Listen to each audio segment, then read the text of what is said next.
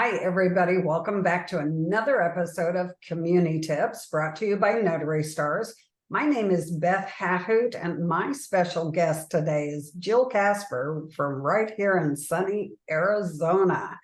Jill is going to be walking us through how to use your Epson scanners. So she's not talking about pushing the buttons on the hardware. She's talking about the app that you download to your PC so that you can easily manage your scannings that are required for a loan signing agent.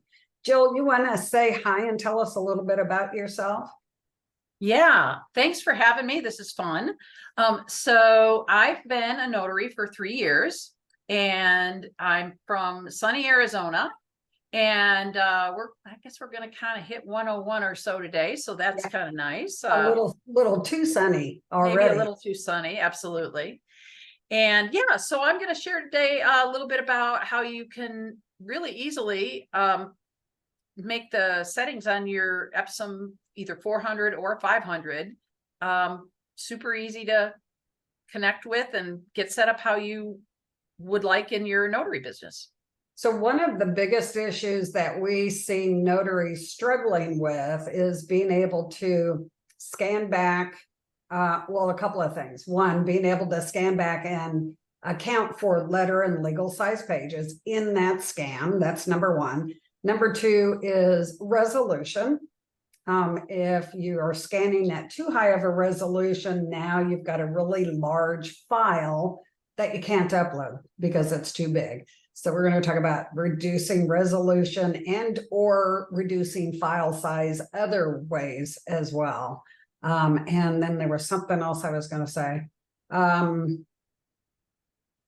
Anyway, if you want to go ahead and share your screen, Jill, show us what that app is. Most notaries didn't even know there was an app. So interestingly, when with the Epson 4 and 500, when you installed it, there was some instructions, and that's when you downloaded the app and probably didn't know it or didn't recall it, because sometimes we just kind of get going and forget about those things. But there should be an app on your computer for Epson, and I'm going to share my screen here, and I'll show you what it looks like. So if you have, while she's looking for that, if you have an Epson scanner or a Brother scanner or even an HP scanner, a lot of them out there use one singular app that covers all models in their line. So if it doesn't come with your download, when you download your actual operating software for that piece of equipment, just hop on to that manufacturer's website and you should be able to find it. But Jill's already downloaded that for us, so show us where that's at. All right, so when I'm working on a PC, and I like PCs because, at least with the notary world, it seems a little more straightforward. People use Macs and they get along with them just great. I find like there's less workarounds to do on a PC. So I'm just going to show you on my PC what it looks like for me. So down in your search bar on your computer, you type in the word Epson, and then what will happen is you'll get these 4 options. And so I'll just quickly go over the 3 that really don't apply so much. This updater does apply. You'll have to use it every so often to make sure that your scanner is updated to the latest version of the driver. Then Epson Scan 2 is kind of the guts of it and just makes it work. So really it doesn't apply to us, but it's necessary to be on the computer. The utility also gives you some hardware options, has a counter in there, but again, that's not what we're going to focus on today. What we're most interested in today is the Smart Scan app. So I'm going to click on that and I'll show you what comes up. So what you're going to see is this window right here. This scan double-sided and scan single-sided is for when you're ready to go ahead and scan. What we're interested in right now is this right up here in the corner where it says settings. So we're going to click on that. And then this is what you're going to see. So right here is our scan settings. So we're going to click on that. And so then if the our audience, the notaries out there, did know that there was an app they can put on their PC, maybe they didn't know that they need to go in and look at the settings so that they can set it for letter size, legal size, you know, resolution, all of that good stuff. So it's good that you're showing us it's under that cog wheel, that settings area, to make those choices. yeah, and you know, it could be working just fine, but also it does make your life easier too if you know about some of these. So I'm going to pull this over right here. And then, so what we're looking at here is the first thing, it says scan settings not selected. So I actually have it set up, my notary settings. So you can actually set up a notary settings option where you just click on it and it automatically goes to all these settings. So let's just go down through some of these options and I can show you, just kind of give you a quick overview of what they are. So the document source, ADF, means automatic document feeder. And so what it allows you to do, it just means that you don't have to feed it sheet by sheet into the scanner. It will, you can put in usually around 50 or so pages, and it will just go ahead and process each page as it's stacked. That's helpful. Yeah. For sure. For sure. And then the automatic feeding mode, I leave that unchecked because that just means it senses when you put something in and it will suck it in. And so I don't really want to use that. I want to make sure my pages are all lined up and straight and wait till I push the button in order to start processing the scans. The scanning side, so you can do double-sided or single-sided. All of our documents as loan signing agents are going to be single-sided. So that's the one I choose there. This is an interesting one. So it has the option for you to tell it what size your paper is. So you can choose letter, legal, but it also can figure it out on its own.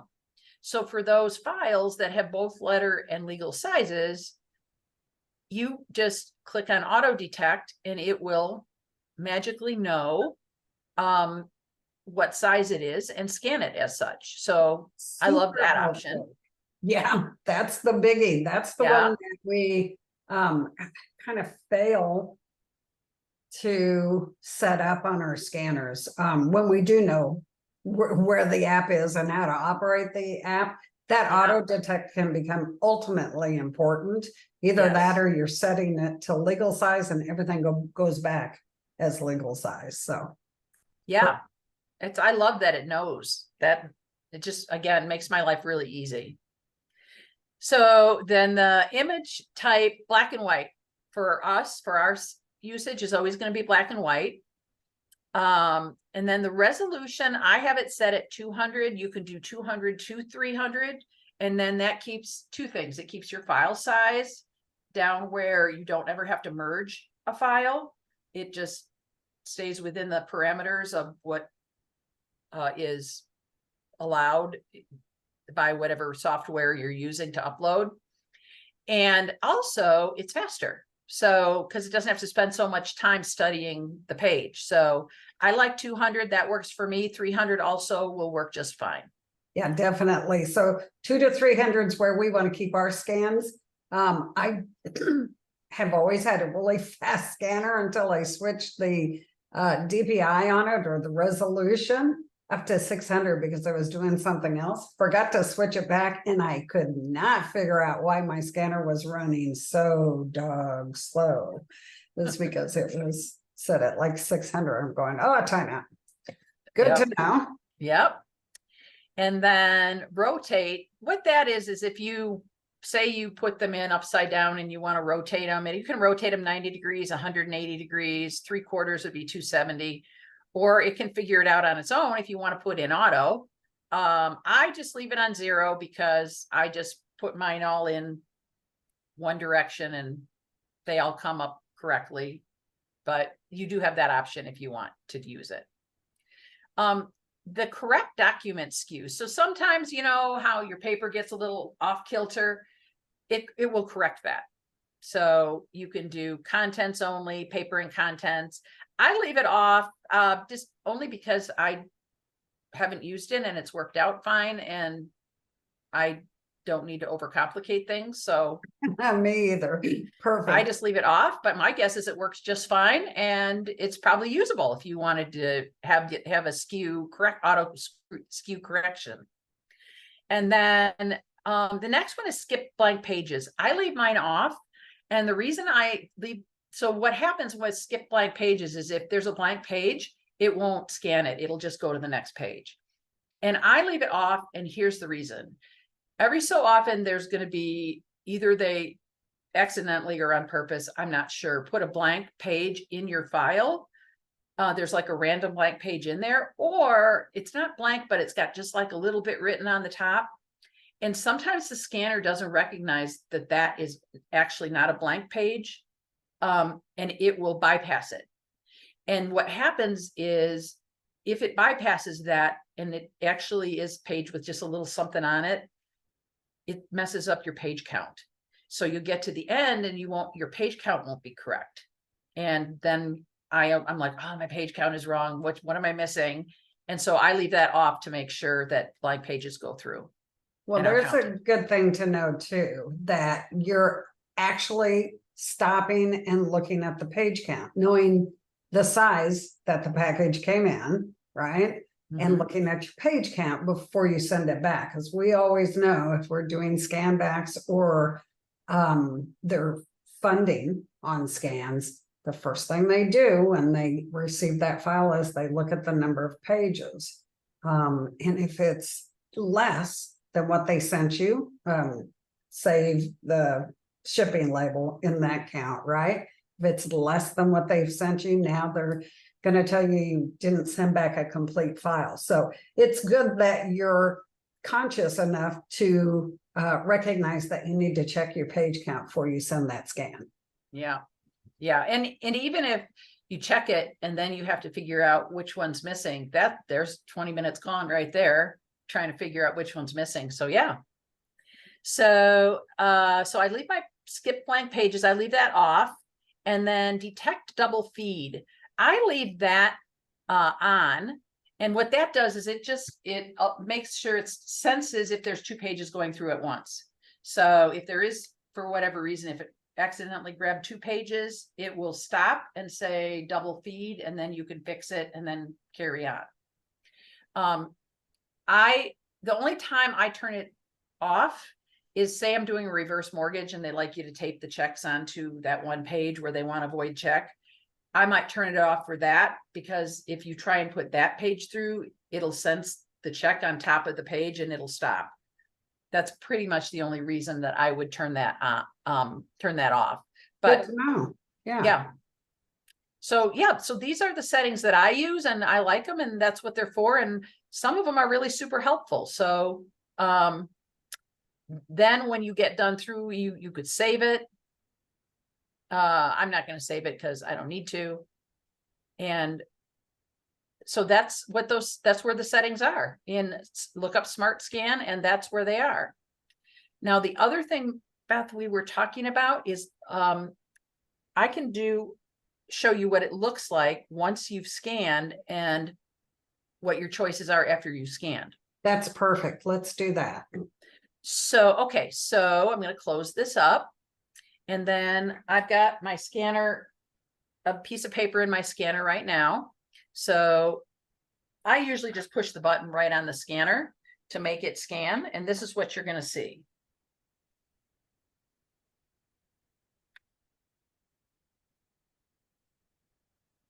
So you're going to see that come up. And that, oh, that's a really bad drawing. That's cute. That is what you're going to see. Obviously, you're going to see all the pages come up. When you're done scanning, you're going to push next. And these are going to be your options. I Okay. honestly, the only one I use right now, you can do all these things, but So I let just me use ask you save. really quickly. So you put in 50 pages. Mm-hmm. This comes up, it's showing you all of your 50 little tiles. What if you had 25 more pages you needed? Oh, great question. So yeah, I split up my files into about 50 pages per bunch. Mhm. So if I have a 150 page file, I'll put in 50 pages, and then let me show you here. I just push the button again and it adds them on. Okay. So that it's really simple. You could go back and push scan, but most people, use the hardware on the scanner to scan. So when it's done scanning, you can just put in more pages and it's going to bring it all into that same singular PDF. Exactly. Mhm. Awesome. That's perfect. Okay. Yep. And I can even add more pages while it's scanning if I do it really carefully. Yeah. Or you can wait till it does the whole 50 and then just put another stack of 50 in and push the button again. Perfect. And it all goes into one file. So I literally never merge. Don't need to merge. Okay. So I didn't want to derail your presentation here. So we hit next, and then it wants Yes, us to select how we want to save the file. exactly. So here's the save button right here. Let me find my arrow here. There it is. All right. So I'm going to push this save button right here. And now it automatically names it document and date, and it has an automatic name. I never use it. I always change it to whatever the signer's last name is. And then